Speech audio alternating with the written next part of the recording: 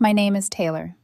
I'm 20 years old, and if there's one thing you should know about me, it's that cooking isn't just my hobby, it's the air I breathe. Some people dream about becoming singers, doctors, or traveling the world. Me, I dream about flavors, textures, the way spices can transform something ordinary into unforgettable. Ever since I was 10, I'd spend nights scrolling through recipe blogs, watching chefs on TV, and then rushing into the kitchen to try to copy them. My first chocolate souffle collapsed into a flat pancake, but I still proudly served it to my family like it was art. At first, my parents laughed. "Look at our little chef," my mom would say, ruffling my hair. My dad would even clap when I presented a lopsided cake. But as the years went by and my passion didn't fade, in fact, it grew stronger, their laughter turned into sighs, then into arguments. By the time I was in high school, cooking wasn't just something fun to do, it was who I was. I told anyone who would listen that I wanted to be a professional chef, maybe even open my own restaurant one day. But the more I talked about it, the colder my parents became. "Taylor," my dad said one evening after dinner, his voice clipped like he was rehearsing a speech, "you need to think about a real profession. Something stable, respectable. Being a cook isn't going to bring you income. You'll spend your whole life sweating in a kitchen for scraps." I remember gripping my fork so tightly my knuckles turned white. "But Dad, it's what I love. Isn't that what matters?" He shook his head. "Love doesn't pay the bills." My mom joined in gently but firmly. "Honey, you're smart. You should use your brain, not just your hands. Look at your brother Matt. He's at financial college. He'll have a stable career, a good salary, a future." Every conversation turned into the same cycle, me defending my dream, them insisting I was being childish. When I announced I'd applied to culinary college, the explosion finally came. My dad's voice cut like a blade. "We will not pay for culinary college. If you want to study something serious, we'll support you. But if you choose this, fantasy, you're on your own." It felt like the ground had been ripped from under me. Weeks of fighting led to slammed doors, tear-stained pillows, and silent dinners. My brother Matt barely looked up from his phone, occasionally smirking like my pain amused him. But just when I thought my dream was crumbling, my grandmother pulled me aside. Her hands, always smelling faintly of lavender soap, cupped mine. "Don't you dare give up, Taylor," she whispered. "If they won't pay, I will. Follow your heart. Don't let bitterness stop you." That moment, it saved me. So I left. I moved to a new city, enrolled in culinary college with my grandmother's help, and for 2 years I lived almost as if my parents had never existed. They cut me off completely. No calls, no texts, no birthday wishes, just silence. The only thread connecting me back home was my grandmother's house where I spent holidays. She lived just down the street from my parents. Sometimes I'd see their car drive by when I stood at her gate. They never slowed down. To survive, I got a part-time job as a cook's assistant in a small restaurant. The hours were grueling, burned fingers, endless prep work, the smell of garlic clinging to my clothes, even after showering, but I loved every second. Carlos, the head chef, became my mentor. He was rough around the edges, but his belief in me was solid. "You've got instinct, kid," he told me once after tasting a sauce I'd improvised. "Don't let anyone convince you otherwise." Those words became my anchor. Every holiday, I'd bring my new recipes to my grandmother, and she'd taste them with the honesty only she had. "Too much salt," she'd remark, or "this stew needs more acidity." Never sugarcoating, never just patting me on the back. She was my toughest critic and my fiercest ally. Yet even in those moments of warmth, the silence from my parents hung over me like a storm cloud. 2 years without a single word. 2 years of wondering if I even existed in their world anymore. I thought I'd grown used to the void they left behind, until the day my phone lit up with my mother's name on the screen. That single call would turn my life upside down. The screen of my phone glowed in the dim light of my grandmother's kitchen. For a second, I thought my eyes were playing tricks on me. The name flashing there, Mom. I froze, wooden spoon, suspended in midair above a pot of simmering tomato sauce. My pulse hammered against my ribs. 2 years of silence, 2 years of pretending I didn't care if they ever reached out. And now suddenly, here they were. I swiped the screen with trembling fingers. "Hello, Taylor." Her voice was soft, softer than I remembered. It almost didn't sound like her. "How are you, sweetheart?" My chest constricted. I'm fine. How are you?" "We've missed you," she said quickly. "Your father and we've been talking. We want to make things right. It's been too long." The words were everything I'd secretly prayed for, yet the way she spoke them. Something about her tone felt rehearsed, too polished, like a line from a play. Still, my heart was already racing with hope. She continued, "My birthday is next month. I'm planning a small party at the house. I was wondering." Her pause was deliberate, almost dramatic. "Would you be willing to cook for us? For me?" I nearly dropped the spoon. "Cook. You mean for your party?" "Yes," she said, warmth flooding her words. "I trust your judgment completely. Whatever menu you think would be best. I want everyone to see your talent." The dam broke. Tears pricked my eyes. After years of being dismissed, ignored, rejected, now they wanted me. They wanted my cooking. "Yes," I whispered, then louder, desperate to prove myself. "Yes, of course. I'd love to." When the call ended, I just stood there in my grandmother's kitchen, staring at the bubbling sauce, overwhelmed. My grandmother, who had overheard everything from the hallway, came in quietly. "They called," she asked gently. I nodded, tears sliding down my cheeks. "They want me to cook for Mom's birthday. They said they trust me." Her eyes narrowed, just slightly. Did they now? But before I could read the meaning behind her look, she smiled and touched my cheek. "Then you do it, Taylor. Show them what you're capable of." The next day, with my heart pounding so hard I could barely breathe, I walked to my parents' house for the first time in 2 years. Every step felt like crossing into forbidden territory. The front door opened. My mother stood there, looking exactly the same, elegant, polished, composed. For a moment, we just stared at each other, both caught in the silence. Then suddenly she pulled me into her arms. "I've missed you so much," she murmured into my hair. I stiffened before slowly hugging her back. Over her shoulder, I saw my father emerge from the living room. He smiled awkwardly, hands stuffed in his pockets as if unsure how to greet me. "It's good to see you, kiddo," he said, but the words didn't carry warmth, just obligation. We sat in the same living room where so many battles over my future had been fought. The curtains hadn't changed. Even the faint smell of lemon cleaner was the same, but the air was different, heavy, cautious, like everyone was pretending to breathe normally, when none of us could. I launched into my plans, desperate to impress them. I want to make a really special menu, a fusion theme, mixing different cuisines but keeping everything elegant. I'll even design printed menus for each guest. How many people are you expecting? "About 20, my mom said." She smiled too quickly. "That all sounds perfect. We trust you completely." Her words, "we trust you," should have filled me with joy. Instead, they rang oddly hollow, like a compliment offered without conviction. I pushed the doubt aside. "Great. I'll need to start prepping soon. I can use the kitchen here, right? It'll be easier to set everything up." "Oh no, sweetheart," she interrupted sharply, the softness slipping for a split second. "That wouldn't be convenient. I don't want the kitchen in a mess before guests arrive. It would be much better for you to work at your grandmother's house." Her smile returned, but it didn't quite reach her eyes. I swallowed my disappointment. "Sure. Grandma's kitchen is bigger anyway." My father finally spoke again, voice casual. "You always were, ambitious Taylor. Just remember not to stress yourself too much." The way he said it wasn't encouragement, it was almost dismissive, like he was already predicting my failure. Still, I clung to hope. I left their house that day, believing desperately that this was the start of something new, that maybe finally my parents were ready to accept me. I had no idea that every word of support, every approving nod, was nothing more than a carefully placed piece of bait. The very next morning, I dove headfirst into planning. It felt like I was standing on the edge of everything I had ever wanted a chance to prove myself to my parents, to make them proud, to show them that cooking wasn't just a childish obsession. It was my life. I covered my grandmother's dining table with notepads, printed recipes, colorful sticky notes, and pens.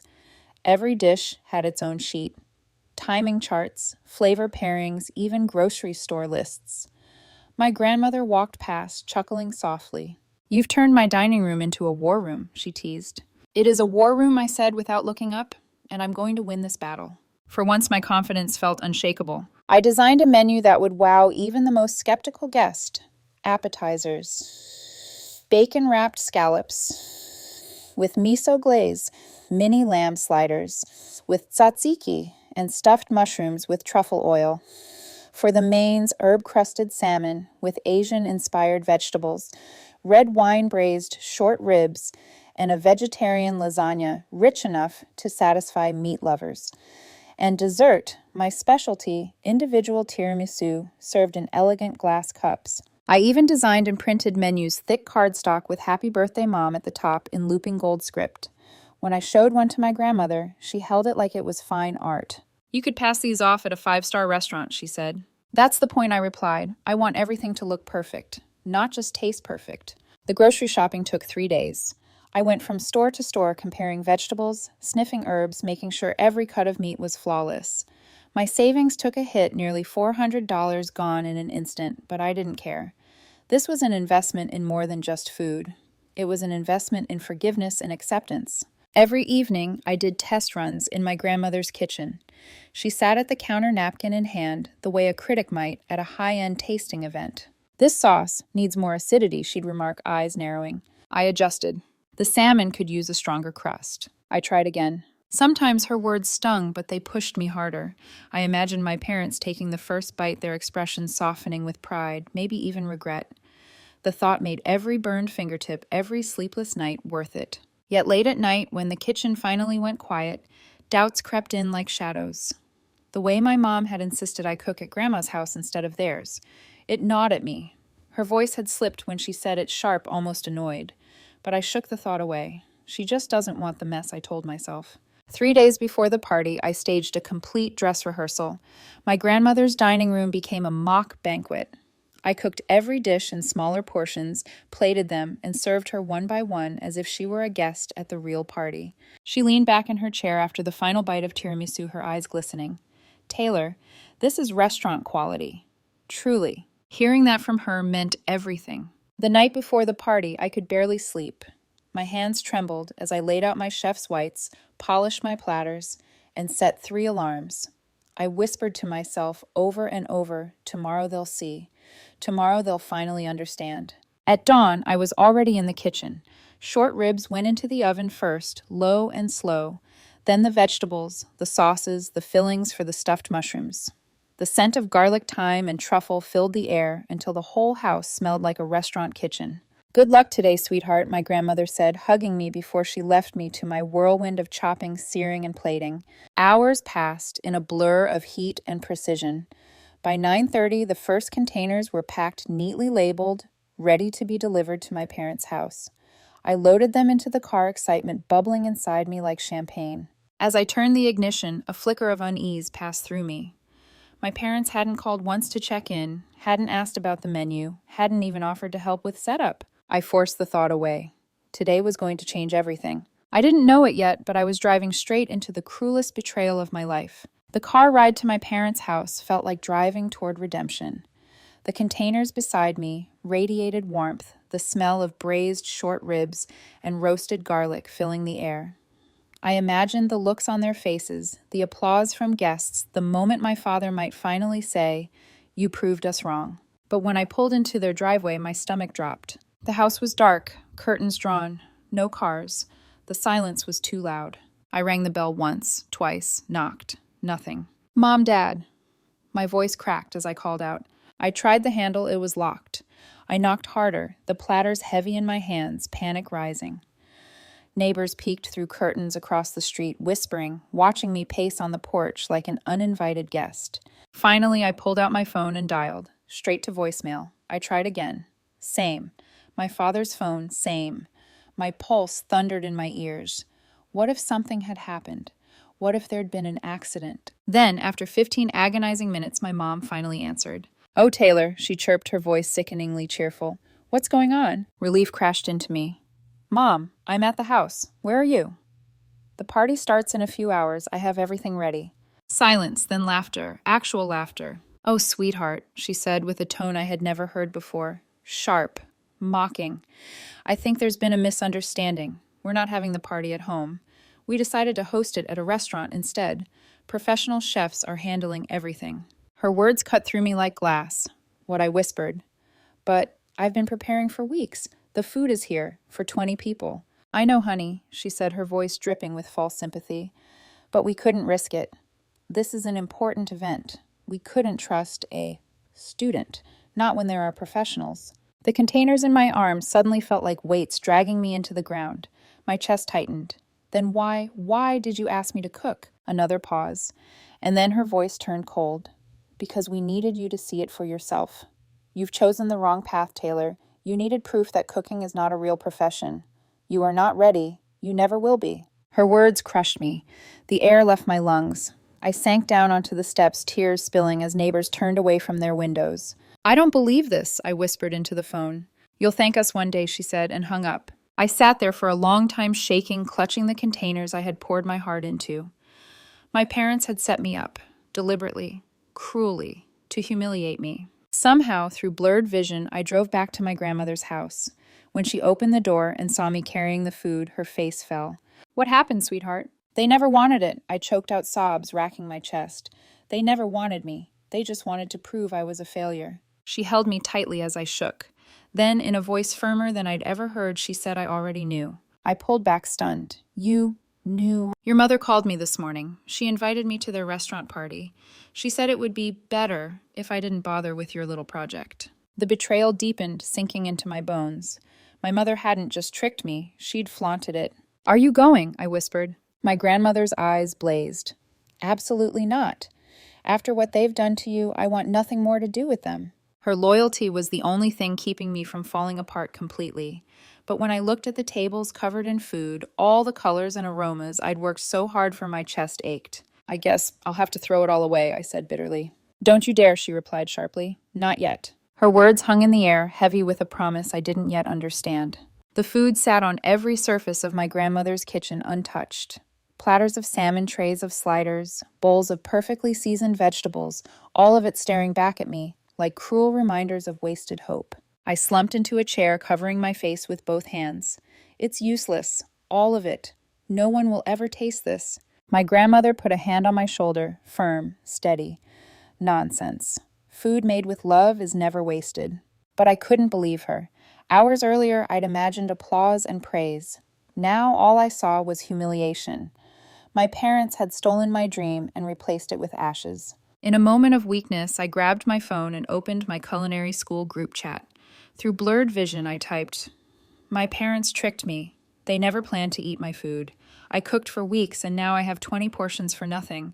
I think I have to throw it all away." Almost instantly, replies flooded in. "Oh my God, Taylor, that's horrible. What jerks. Don't throw it away. Where are you?" One classmate, Jake, wrote, "I'm only 15 minutes away. Send me the address. I'm coming." Another, Sarah, "My mom lives near your grandma. She'd love to try your cooking." I stared at the messages, stunned. Meanwhile, my grandmother was already dialing the phone. "Hello, Mrs. Peterson. It's Taylor's grandmother. We have too much food here. Would you and your family like to come for lunch? Bring friends if you'd like." She hung up and dialed again. And again. By the fifth call, I realized what she was doing. She was turning this disaster into something else. Within an hour, the doorbell rang. Then again, and again. Neighbors trickled in, curious, smiling. My classmates showed up, some carrying extra chairs, others helping set the table. Laughter and chatter filled the air. "Are you sure there's enough for all of us?" someone asked. I glanced at the dishes, panic fluttering. I think so." Jake grinned. "Don't worry, chef. We'll eat whatever you put on the plate." That one word, chef, hit me harder than any insult my parents had ever thrown. So I slipped into the rhythm I knew best. Plating, explaining dishes, answering questions. The room went quiet when I brought out the first course bacon-wrapped scallops, the glaze shimmering under the lights. "Wow," Sarah's mom whispered, taking a bite. "This tastes like something from a restaurant." The compliments kept coming. "These ribs melt in your mouth." "The lasagna. I don't even miss the meat. Where did you learn to do this?" Each word stitched me back together. The humiliation began to dissolve into something else, something stronger. I noticed a man sitting quietly at the end of the table. He wasn't a neighbor, and he hadn't come with any of my classmates. He carried a small notebook, jotting things down after every dish, occasionally snapping photos with an old-fashioned camera. He didn't say much, just observed expression, unreadable. I told myself he was probably just a food enthusiast. Still, every time his pen scratched the paper, my heart quickened. By the time dessert arrived, the room buzzed with warmth and laughter. Children ran through the hallway. Plates clinked, forks scraped. For 3 hours, my grandmother's house turned into something I'd never experienced before, my own restaurant full of people who wanted to be there. As the last guest left, belly full and smiling, I leaned against the kitchen counter, exhausted but lighter than I'd felt in days. That's when the man with the notebook approached. "Excuse me," he said softly. "I didn't want to intrude earlier. My name is David Chen." The name made me blink. It sounded familiar. "I own a restaurant downtown. Chen's Kitchen." My heart stopped. Chen's Kitchen. The Michelin-starred restaurant people booked months in advance. the one I used to dream about eating at, let alone cooking in. I happened to be in the neighborhood today, he continued, his eyes kind but sharp. I heard your story. What your parents did was cruel, but the way you handled it, that was remarkable. And your food. He paused, smiling faintly. It's exceptional. I couldn't move. I could barely breathe. I'd like to offer you an internship this summer, he said. If things go well, we can discuss a permanent position after you graduate. I almost dropped the plate I was holding. Hours earlier, I thought my career had ended before it began. Now one of the most respected chefs in the city was offering me a chance of a lifetime. Behind me, my grandmother's hand pressed against my back, steadying me. Her voice was a whisper. See, Taylor. Food made with love is never wasted. From that day forward, everything changed. The internship at Chen's Kitchen was unlike anything I had ever experienced. David was a tough mentor, blunt, demanding, relentless. Your knife work is sloppy, he'd say, pushing the cutting board back at me. Or, that sauce is too salty. Again. But when I nailed a dish, the pride in his eyes was genuine. Now that he'd say, pointing to a perfectly seared scallop, is restaurant quality. Those moments carried me through the exhaustion, the burns, the long nights, when I barely had time to sleep. By the end of the summer, I knew more than I had learned in 2 years of culinary school. After graduation, David offered me a permanent job. Slowly, I rose through the ranks line, cook, sous chef, then weekend head chef. Years blurred into one another, each filled with heat fire pressure and the quiet satisfaction of creating something extraordinary. Then came the blog post. David wrote about me, from deceived daughter to head chef. Taylor's journey continues. He detailed my growth, shared photos of my signature dishes, even mentioned my new 6-figure salary. The post spread like wildfire. Suddenly, I was no longer just a student with a dream. I was a name people recognized in the city's food scene. 2 days after it went viral, my phone rang. Taylor, sweetheart. My mother's voice was syrupy sweet, almost unrecognizable. We're so proud of you. We read the article. I almost laughed. Proud, that's interesting. She hesitated, then lowered her voice. Actually, we're having some financial troubles. Your brother, well, he's under investigation for fraud at work. Things aren't easy. We really need your help. My heart hardened. The memory of standing on their porch arms full of food they never intended to eat came rushing back. My help, I repeated flatly. Yes, she said quickly. You're making so much money now. We're family. You can't turn your back on us. I closed my eyes, breathing slowly. Funny. That's exactly what you did to me. For 2 years, remember. Taylor, don't be cruel, she snapped, the sweetness gone. We gave you life. I let the silence stretch until it became unbearable for her. Then I said the only word that mattered. No. And I hung up. Days later, while I was plating dishes during lunch service, the hostess rushed into the kitchen. Chef Taylor, she whispered nervously. There are 2 people at the front. They say they're your parents. They're refusing to leave. My stomach tightened.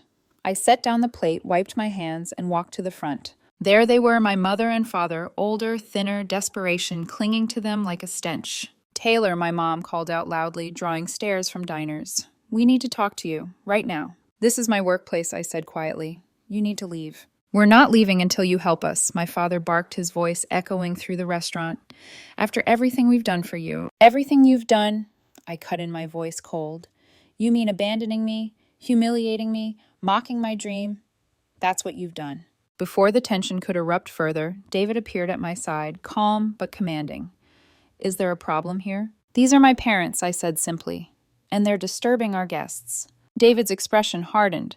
Please escort these individuals out, he told security. My parents protested, voices shrill, but the staff moved them toward the door. Diners watched in silence, forks suspended mid-air, as my parents were guided outside and banned permanently from Chen's Kitchen. That evening, David wrote another blog post, the final chapter, when success brings out the worst in people. He didn't use their names, but he told the story. My story. Photos of them being escorted out circled online. My phone buzzed with furious calls from relatives, threats, accusations, even promises of lawsuits. But for the first time, I didn't care. I had nothing left to lose. Now at 25, I stand as head chef in one of the city's most respected restaurants. I make more than my brother ever did, even before his downfall. I create dishes that people book months in advance to taste. My grandmother still visits often, her eyes shining with pride as she sits at my chef's table. Sometimes late at night, I think back to that day, the day I stood on my parents' porch, arms aching under the weight of food they would never eat, tears streaming down my face. It felt like the end of everything. But it wasn't the end, it was the beginning. Their betrayal was the fire that forged me into who I am now. They wanted to prove I was a failure. Instead, they gave me the push I needed to succeed. And I'll never thank them for it.